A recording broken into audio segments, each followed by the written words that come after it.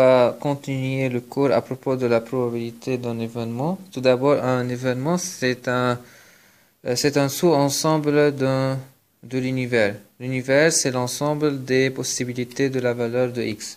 X est une variable aléatoire, c'est-à-dire c'est une variable dans laquelle on ne sait pas la valeur exacte. C'est-à-dire elle est inconnue.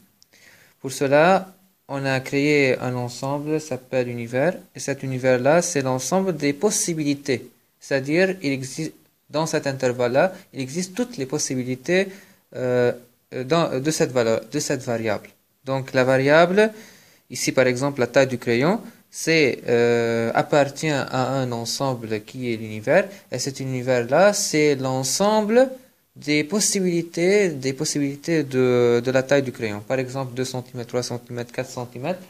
On les remplit dans un unique ensemble. Cet ensemble-là s'appelle l'univers. Vous avez compris cela? Donc, si on prend un événement A, c'est-à-dire un sous-ensemble de l'univers. C'est quoi la définition d'un sous-ensemble d'un univers? C'est-à-dire quelques possibilités. Par exemple, si l'univers comprend, par exemple, 3 possibilités, 1, 2 et 3, c'est-à-dire ce crayon-là, ou bien sa taille est 1 cm, ou bien 2, ou bien 3. On suppose. Ici, on a A est égal à 1, 2, c'est-à-dire ou bien la taille du crayon est égale à 1, ou bien la taille du crayon est égale à 2. Donc, on a deux possibilités ici. Ici, dans l'univers, on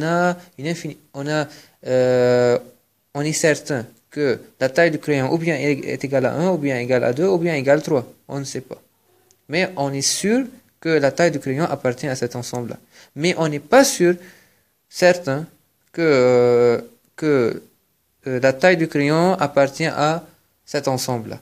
Donc, on a deux possibilités. Ou bien la taille du crayon appartient à A, ou bien la taille du crayon appartient au complément de cet ensemble-là, c'est-à-dire A bar. Donc, ou bien la taille du crayon appartient à ici, ou bien le crayon appartient à ici. Donc, on est certain, ou bien il se trouve ici, ou bien il se trouve ici. Donc, on peut dire que la probabilité de A plus la probabilité de A bar est égale à 1. Vous avez compris cela? Donc, la probabilité de A bar est égale à 1 moins probabilité de A. Tout simplement.